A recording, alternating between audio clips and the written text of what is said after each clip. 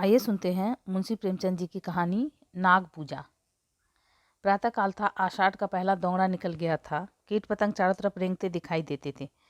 तिलोत्तमा ने वाटिका की ओर देखा तो वृक्ष और पौधे ऐसे निखर गए थे जैसे साबुन से मैले कपड़े निखर जाते हैं।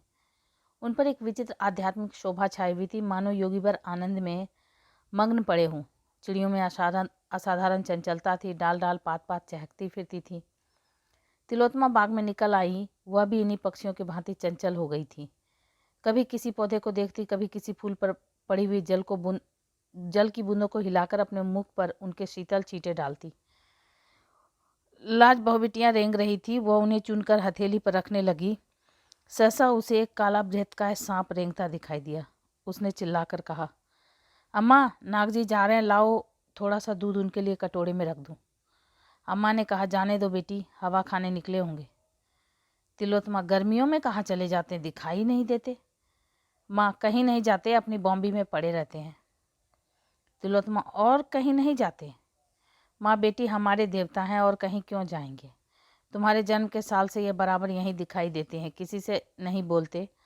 बच्चा पास से निकल जाए पर जरा भी नहीं ताकते। आज तक कोई चूहिया भी नहीं पकड़ी। तिलोत्तमा, तो खाते क्या होंगे?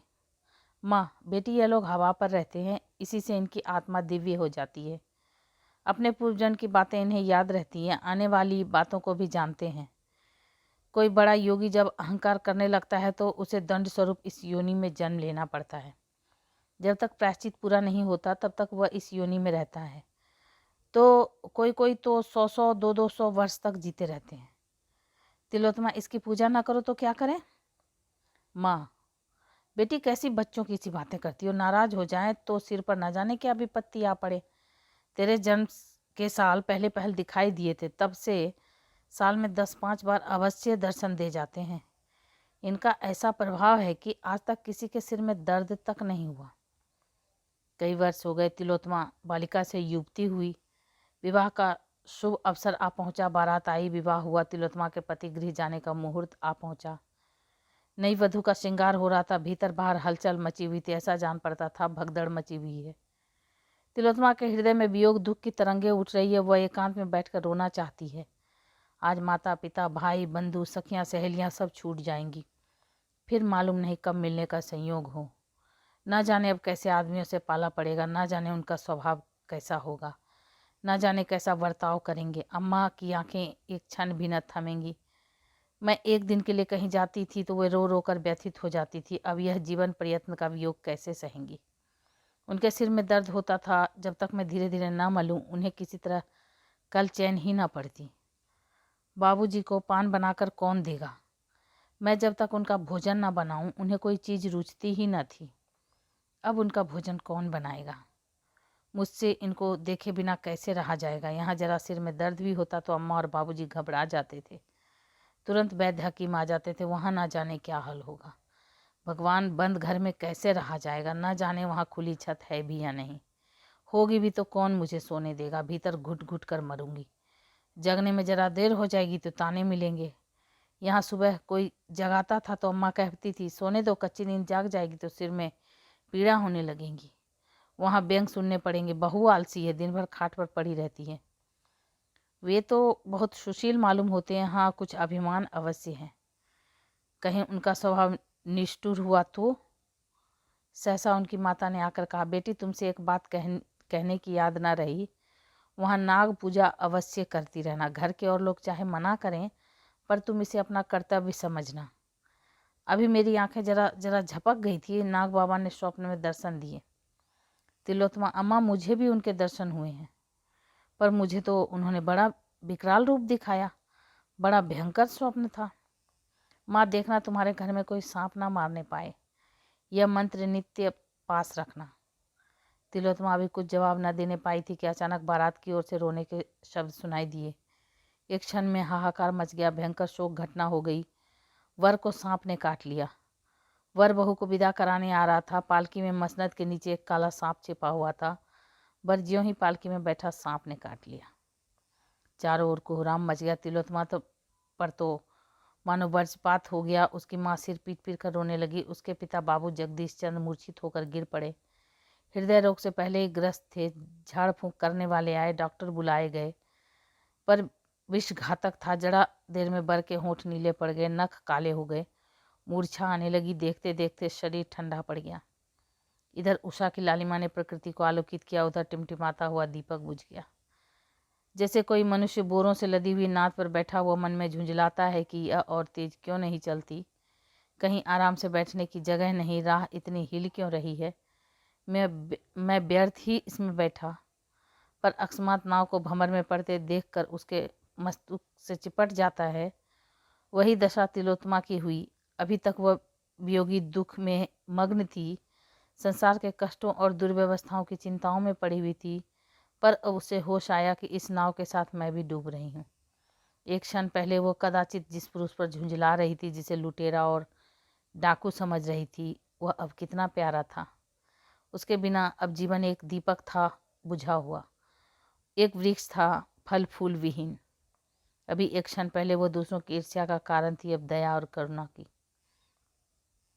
थोड़े ही दिनों में ज्ञात हो गया कि मैं पति विहीन होकर संसार के सब सुखों से वंचित हो गई। 1 वर्ष बीत गया। जगदीश चंद्र पक्के धर्मावलंबी आदमी थे, पर तिलोत्तमा का वैधव्य भी उनसे न सहा गया। उन्होंने तिलोत्तमा के पुनर्विवाह का निश्चय कर लिया। हंसने वालों ने तालियां बजाई, पर जगदीश बाबू ने हृदय से काम लिया। तिलोत्तमा पर सारा घर जान देता था। उसकी इच्छा के विरुद्ध कोई बात न होने पाती थी।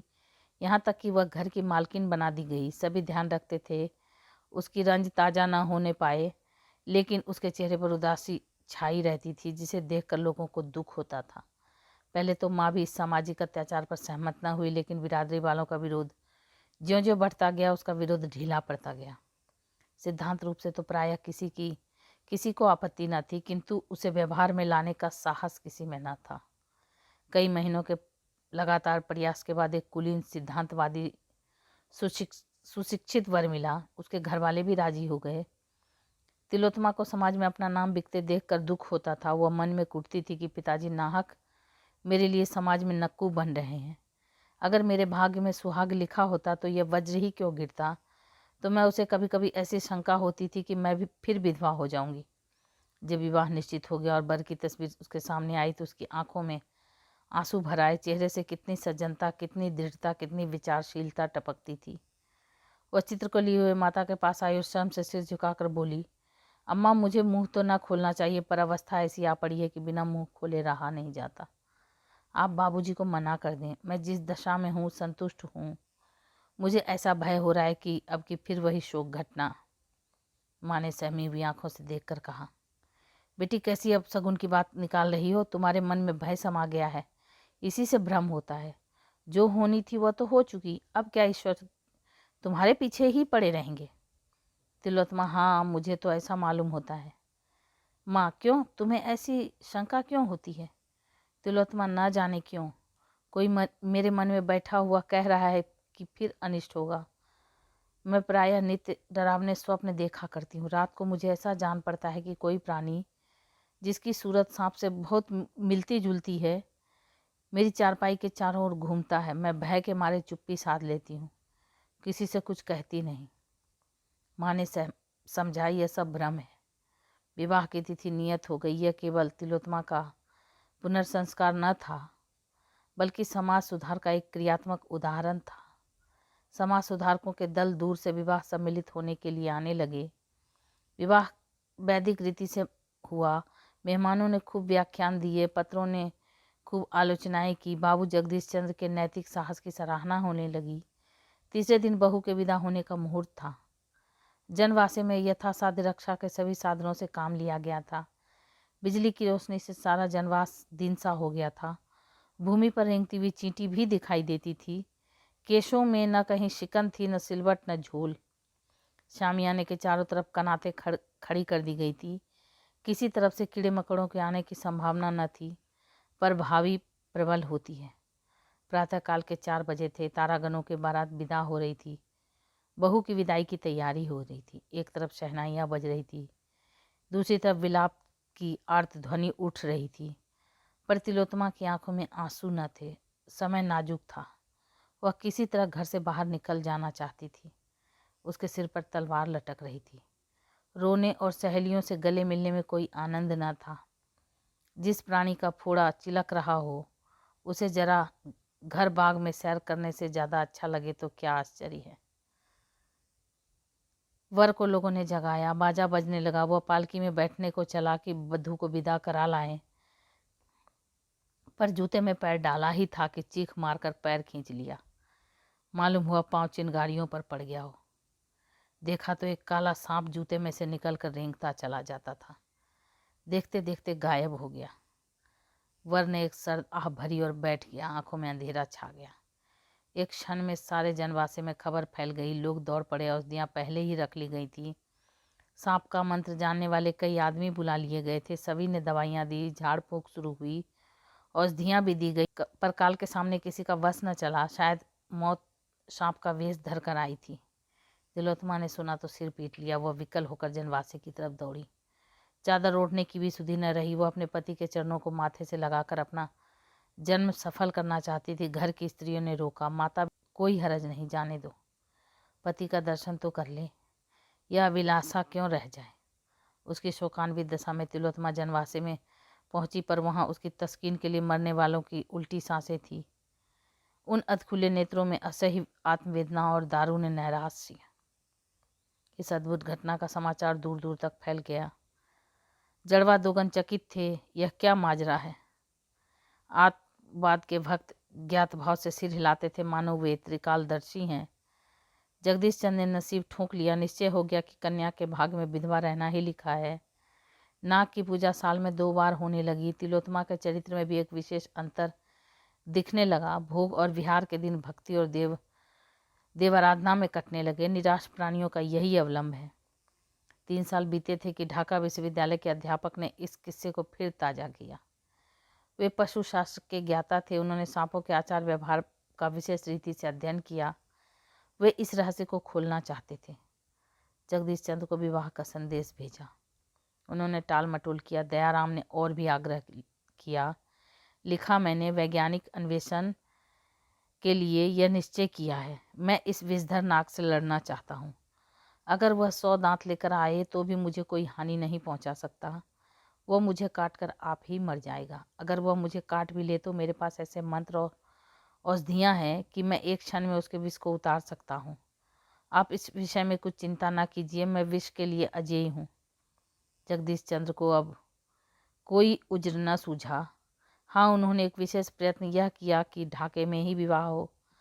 अतएव वे अपने कुटुंबियों को साथ लेकर विवाह के 1 सप्ताह पहले चले गए। चलते समय अपने संदूक, बिस्तर आदि खूब देखभाल कर रखे कि सांप कहीं उनमें छिप कर न बैठ जाए। शुभ लगन में विवाह संस्कार हो गया। तिलोत्तमा विकल हो रही थी। मुख पर एक रंग आता था, एक रंग जाता था, पर संसार में कोई विघ्न बाधा न थी। तिलोत्तमा रो धोकर ससुराल गई। जगदीश चंद्र घर लौट आए, पर ऐसे चिंतित थे जैसे कोई आदमी सराय में खुला हुआ संदूक छोड़कर बाजार चला जाए। तिलोत्तमा के स्वभाव में एक विचित्र रूपांतर हुआ। वह औरों से हंसती बोलती, आराम से खाती पीती, सैर करने जाती, थिएटरों और अन्य सामाजिक सम्मेलनों में शरीक होती। इन अवसरों पर प्रोफेसर दयाराम से भी बड़े प्रेम का व्यवहार करती, उनके आराम का बहुत ध्यान रखती, कोई काम उनकी इच्छा के विरुद्ध न करती। कोई अजनबी आदमी उसे देखकर कह सकता था, गृहिणी हो तो ऐसी हो। दूसरों की दृष्टि में इस दंपति का जीवन आदर्श था, किंतु आंतरिक दशा कुछ और ही थी। उनके साथ सेनागार में जाते ही उनका मुख विकृत हो जाता, भौहें तन जाती, माथे पर बल पड़ जाते, शरीर अग्नि की भांति जलने लगता, पलकें खुली रह जाती, नेत्रों से ज्वाला से निकलने लगती और उसमें से झुलसती हुई लपटें निकलती, मुख पर कालिमा छा जाती। यद्यपि स्वरूप में कोई विशेष अंतर न दिखाई देता, पर न जाने क्यों भ्रम होने लगता, यह कोई नागिन है। कभी कभी वह फुंकारने भी लगती। इस स्थिति में दयाराम को उनके समीप जाने या उससे कुछ बोलने की हिम्मत न पड़ती। वे उनके रूप लावण्य पर मुग्ध थे, किंतु इस अवस्था में उन्हें उससे घृणा होती। उसे इन्हीं उन्माद के आवेग में छोड़कर बाहर निकल जाते। डॉक्टरों से सलाह ली, स्वयं इस विषय की कितनी ही किताबों का अध्ययन किया, पर रहस्य कुछ समझ में न आया। उन्हें भौतिक विज्ञान में अपनी अल्पज्ञता स्वीकार करनी पड़ी। उन्हें अब अपना जीवन असह्य जान पड़ता। अपने दुस्साहस पर पछताते। नाहक इस विपत्ति में अपनी जान फंसाई।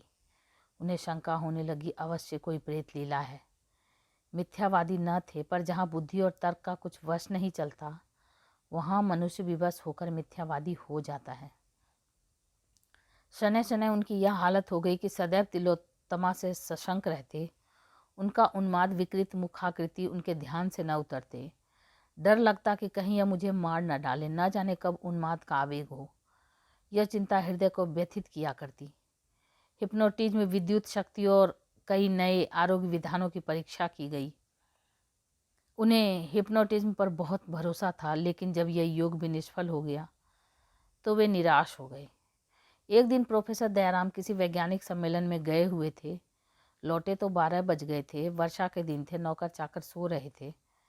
वे तिलोत्तमा के शयन गृह में यह पूछने गए कि मेरा भोजन कहाँ रखा है। अंदर कदम रखा ही तक कि तिलोत्तमा के सिरहाने की ओर उन्हें एक अति भीमकाय काला सांप बैठा हुआ दिखाई दिया। प्रोफेसर साहब चुपके से लौट आए। अपने कमरे में जाकर किसी औषधि की एक खुराक पी और पिस्तौल तथा सांगा लेकर फिर तिलोत्तमा के कमरे में पहुंचे। विश्वास हो गया कि वही मेरा पुराना शत्रु है। इतने दिनों में टोह लगाता हुआ यहाँ आ पहुंचा। पर इसे तिलोत्तमा से क्यों इतना स्नेह है? उसके सिरहाने यूं बैठा हुआ है मानो कोई रस्सी का टुकड़ा है। यह क्या रहस्य है? उन्होंने सांपों के विषय में बड़ी अद्भुत कथाएं पढ़ी और सुनी थी, पर ऐसी कुतूहलजनक घटना का उल्लेख कहीं न देखा था। वे इस भांति सशस्त्र होकर फिर कमरे में पहुंचे तो सांप का पता न था। हाँ, तिलोत्तमा के सिर पर भूत सवार हो गया। वह बैठी हुई आग्ने हुए नेत्रों के द्वारा उनकी ओर ताक रही थी। उसके नैनों से ज्वाला निकल रही थी जिसकी आंच 2 गज तक लगती। इस समय उन्माद अतिशय प्रचंड था। दयाराम को देखते ही बिजली की तरह उन पर टूट पड़ी और हाथों से आघात करने के बदले उन्हें दांतों से काटने की चेष्टा करने लगी। इसके साथ ही अपने दोनों हाथ उनकी गर्दन में डाल दिए। दयाराम ने बहुत तेरा चाहा, एड़ी चोटी तक जोर लगा लिया कि अपना गला छुड़ा लें, लेकिन तिलोत्तमा का बाहुपाश प्रतिक्षण सांप की केड़ली की भांति कठोर एवं संकुचित होता जाता था। उधर यह संदेह था कि इसने मुझे काटा तो कदाचित इसे जान से हाथ धोना पड़े। उन्होंने अभी जो औषधि पी थी वह सर्वविष से अधिक घातक थी। इस दशा में उन्हें यह शोकमय विचार उत्पन्न हुआ, यह भी कोई जीवन है कि दंपति का उत्तरदायित्व तो सब सिर पर सवार, उसका सुख का नाम नहीं, उल्टे रात दिन जान का खटका। यह क्या माया है? वह सांप कोई प्रेत तो नहीं है जो इसके सिर पर आकर यह दशा किया करता है। कहते हैं ऐसी अवस्था में रोगी पर चोट की जाती है वह प्रेत पर ही पड़ती है। नीचे जातियों में इसके उदाहरण भी देखे हैं। वे इसी हैंसबैस में पड़े थे कि उनका दम घुटने लगा। तिलोत्तमा के हाथ रस्सी के फंदे की भांति उनकी गर्दन को कस रहे थे। वे दीन असहाय भाव से इधर उधर ताकने लगे। क्यों कर जान बचे, कोई उपाय न सूझ पड़ता। सांस लेना दुस्तर हो गया, देह शिथिल पड़ गई, पैर थरथराने लगे। सहसा तिलोत्तमा ने उनकी बाहों की ओर मुख बढ़ाया। दयाराम कांप उठे। मृत्यु आंखों के सामने नाचने लगी। मन में कहा, इस समय यह मेरी स्त्री नहीं, विषैली भयंकर नागिन है। इसके विष से जान बचानी मुश्किल है। अपनी औषधि पर जो भरोसा था वह जाता रहा। चूहा उन्मत्त दशा में काट लेता है तो जान के लाले पड़ जाते हैं। भगवान कितना विकराल स्वरूप है। प्रत्यक्ष नागिन मालूम हो रही है। अब उल्टी पड़े या सीधी, इस दशा का अंत करना ही पड़ेगा। उन्हें ऐसा जान पड़ा कि अब गिरा ही जाता हूँ। तिलोत्तमा बार बार सांप की भांति फुंकार मारकर जीव निकालते हुए उनकी ओर झपटती थी। एकाएक वो बड़े कर्कश स्वर से बोली, मूर्ख, तेरा इतना साहस कि तू इस सुंदरी से प्रेमालिंगन करे। यह कहकर वह बड़े वेग से काटने को दौड़ी। दयाराम का धैर्य जाता रहा। उन्होंने दाहिना हाथ सीधा किया और तिलोत्तमा की छाती पर पिस्तौल चला दिया। तिलोत्तमा पर कुछ असर न हुआ। बाहें और भी कड़ी हो गई, आंखों से चिंगारियां निकलने लगी। दयाराम ने दूसरी गोली दाग दी। यह चोट पूरी पड़ी। तिलोत्तमा का बाहु बंधन ढीला पड़ गया। एक क्षण में उसके हाथ नीचे लटक गए, सिर झुक गया और वह भूमि पर गिर पड़ी। तब वह दृश्य देखने में आया जिसका उदाहरण कदाचित अलिफ लला चंद्रकांता में भी न मिले। वही पलंग के पास जमीन पर एक काला दीर्घकाय सर्प पड़ा तड़प रहा था। उसकी छाती और मुंह से खून की धारा बह रही थी। दयाराम को अपनी आंखों पर विश्वास न आता था। यह कैसी अद्भुत प्रेत लीला थी। समस्या क्या है, किससे पूछूं? इस तिलस्म को तोड़ने का प्रयत्न करना मेरे जीवन का एक कर्तव्य हो गया। उन्होंने सांप सांगे से सांप की देह में एक कोचा मारा, फिर वे उसे लटकाए हुए आंगन में लाए। बिल्कुल बेदम हो गया था। उन्होंने उसे अपने कमरे में ले जाकर एक खाली संदूक में बंद कर दिया। उसे उसमें भूस भरवा कर बरामदे में लटकाना चाहते थे। इतना बड़ा गेहुअन सांप किसी ने ना देखा होगा। तब वे तिलोत्तमा के पास गए। डर के मारे कमरे में कदम रखने की हिम्मत न पड़ती थी। हाँ, इस विचार से कुछ तस्कीन होती थी कि सर्प प्रेत मर गया है तो उसकी जान बच गई होगी। इस आशा और भय की दशा में वे अंदर गए तो तिलोत्तमा आईने के सामने खड़ी केश संवार रही थी। दयाराम को मानो चारों पदार्थ मिल गए। तिलोत्तमा का मुख कमल खिला हुआ था। उन्होंने कभी उसे इतना प्रफुल्लित न देखा था। उन्हें देखते ही वह उनकी ओर प्रेम से चली और बोली, आज इतनी रात तक कहाँ रहे? दयाराम प्रेमोन्नत होकर बोले, एक जलसे में चला गया था। तुम्हारी तबीयत कैसी है? कहीं दर्द नहीं है? तिलोत्तमा ने उनको आश्चर्य से देखकर पूछा, तुम्हें कैसे मालूम हुआ? मेरी छाती में ऐसा दर्द हो रहा है जैसे चिलक पड़ गई हो। तो ये आप सुन रहे थे मुंशी प्रेमचंद जी की कहानी नाग पूजा, रेणु की आवाज़ में। ऐसी ही अद्भुत कथाओं को सुनने के लिए मेरे चैनल को सब्सक्राइब करें, लाइक करें और शेयर करें। Thank you.